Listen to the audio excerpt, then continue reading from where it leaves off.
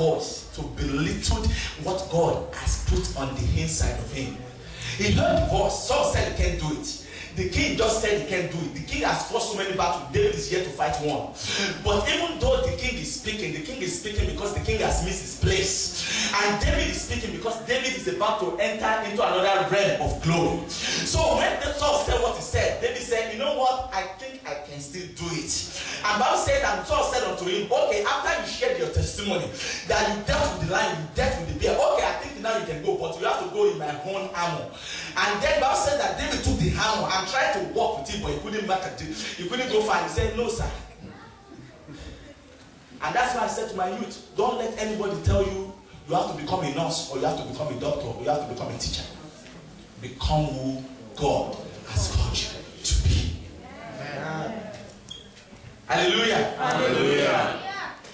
On Saturday, we are doing career. We want to talk about career, and we are inviting everybody. Every last Saturday, we want to be inviting our parents to meet with us, so that we can share. We can share our mind with you, and you can share with us, and we can have a common ground. Hallelujah. Hallelujah. So let us go to Jeremiah real quick. The Bible says, and also just like David was able to show forth the glory of God, he was able to listen to the voice of God, and he was able to become a voice for God in his own time. The Bible said the word of God came unto Jeremiah, and the Bible said Jeremiah went about declaring to the people of Israel, this is what the Lord has said. The Lord said, it's better for you to surrender, because I've made up my mind, I'm going to deliver Israel unto the Babylonians. So just listen to what I'm saying. Then surrender yourself to the Babylonians, and what? And you shall live. And but the Bible says from verse 1 there, and this becomes so interesting, and I understand we don't really have time. You see, this became so interesting to me because the people that we are talking about here, they are not just ordinary people. Listen to me. When the Bible says in the book of Jeremiah there that we read, Jeremiah chapter 38, the Bible says, then Shephatiah by its meaning means that God has judged. Alright? Okay. The Bible talks about Gedaliah. Gedaliah means that Jehovah is great. Okay, are you coming with me? Okay. Juka, the Bible says that Juka, the meaning of Juka is God is able. Alright? Okay. The first one means what? God has judged. Or Jehovah has judged. The second one means what? That Jehovah is what? Is great. And the third one means that Jehovah is what? Able. But yet, they are fighting against the word of that Jehovah. Bible says, they said, who is this voice? This voice is weakening the house of Israel. The message is not a popular message. This is not what we want to hear in this generation. Nobody should be talking about sin this time around. We don't want to talk about sin. Nobody should be talking about holiness. No, this is not a popular thing. This is not you know, my youth teach me English. You know, it's not in vogue. So if it is not a popular idea, so we don't have to buy into it. And that's why the church has become what the church is today. When I say the church, I don't mean the apostolic church. When I say the church, I mean the body of what? Of Christ. That the more the church we have, is like the less the Christians that we have. So, Bible said that they said, no! This voice can... No. We need to do something about this voice. We need to kill this voice. And the Bible said they embarked on the mission. They went to the king. Listen, these are not gates. These are, Bible called them officials of the king. They went to the king, King Zedekiah, who happened to be the last king anyway. And Bible said they said unto him, this guy is weakening the army of Israel. This guy is not saying what we want to hear. So let us kill him. And the king has no voice. Say whatever you say. Just do it. And they took him and threw him in the what? In the cistern, in the well. And Bible said, but guess what? This is what amazed me. They were trying to kill him.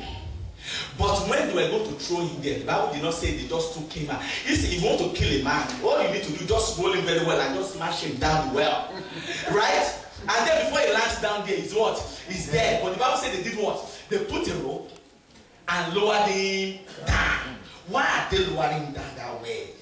You want to kill somebody, why are you still trying to make sure that the person is not broken? Because the scripture says, as touching the Lord Jesus Christ, that none of his what? Bones shall be what? Broken. So also, God has said to Jeremiah at the beginning, when God called, God said, I'm sending you to the midst of what? Of people of a stiff mind, people that will not listen to what you have to say. But I, the Lord, will watch over my word to do what? To perform it. They shall not be able to hurt you. So the Bible said they lowered him down. Nothing was broken, nothing was shattered. I know why? Because God preserved that arm. Because if they have shattered that arm when he was about to be rescued, it wouldn't have been what? Possible. Some people have their hands are broken. Even when help came, because the Bible, don't forget, when we get there, when help came, he needs to still use those ends to put those rags under his armpit so that he can put the rope around. He still needs to use that. And if it has been shattered, there will have been maybe no hope for him.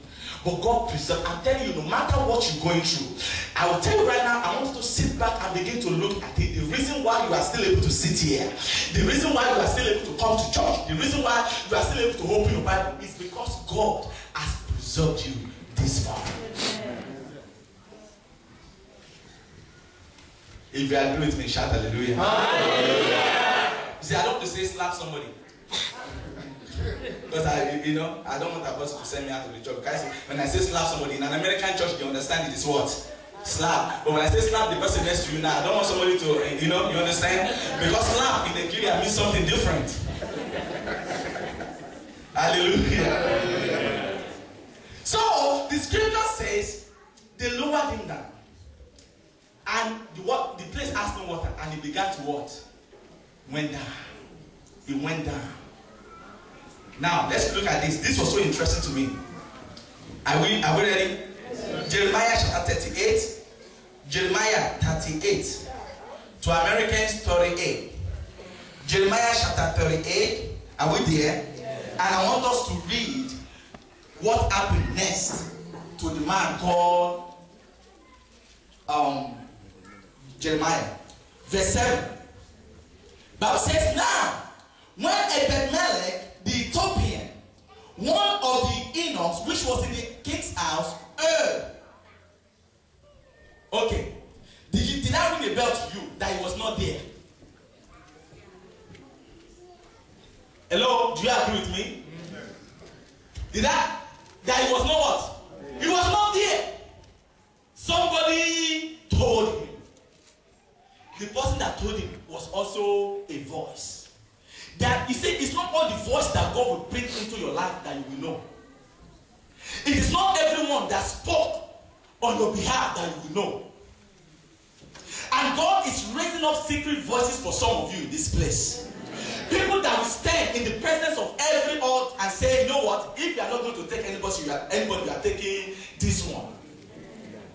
Someone said to me during the week, he said, Mr. David, do you know you are not supposed to be interviewed for your position? I said, why? He said, because guess what? Your application was just lying on the table. But because when you won the teacher of the year and became one of the 5 in the district, because I was there when you were interviewed, when I saw that name, I said, oh, I know him. Interview him. She became her voice. Praise the Lord. When I was about to interview one of my team, and then when I went, I looked, and then there's some power that says, do not interview. And the first name happened to be a name that I know. And I said, okay, what about this one? I said, don't worry. But eventually, I said, can we give her a chance? And today, she had a chance. There's always a voice. You might be the secret voice of a man somewhere. You might be the secret voice of a woman somewhere. And God is challenging you today that if I make you a voice, what are you doing? But says some people saw what happened and came and told, do you know what Ebed-Melech means? Ebed-Melech means servant of the king. And he was a Cushite. What is the meaning of Cushite? Cushite means that he was dark in complexion. So those are, the Cushites are the grandchildren of Ham, the son of Noah. So you can say it's a black man. He was a servant. But the message came to him. He will have looked at himself. I'm a minority in this place. What can I do? But the Bible said he stood and went to the king and said, King, what these people are doing is what? Evil. People. But it was just a voice. And Bible said the king said unto him, take 30 men with you. The price in silver with which Jesus was sold. How many silver was Jesus sold for? How many silver? 30. Take 30 men as a redemption price and take them there and make sure it's lifted before he died. Listen to me. God said something to somebody here now that you will not die there. Amen. Because help is on its way. Amen. Let me talk to the pastors because they like this. God is saying your ministry will not die. Yeah. Help is coming. Yeah. God is saying your dream will not die. Yeah. Help is coming. Yeah. That's what God is saying to families here. Yeah. That family will not break. Yeah. Because help is coming. Yeah. In the name of Jesus. Yeah. And the Bible said they got there right on time. And guess what? Don't sit down and think all about God. You're just speaking in tongues. You can speak in tongues all you want to. If you don't have creativity, there may be a problem. If they have tied a rope to one of his hands and tied rope to the other one and just pull them out, maybe before he got up, maybe his body will be down. Because don't forget the Lord has added what? Weight. And we don't even know, maybe it's a man like me or it's a man like... Don't get me in trouble. Hallelujah! Hallelujah! But the Bible said when he was going, he said, oh, okay, I have 30 men. But there's something that does not seem significant. The king said, take 30 men.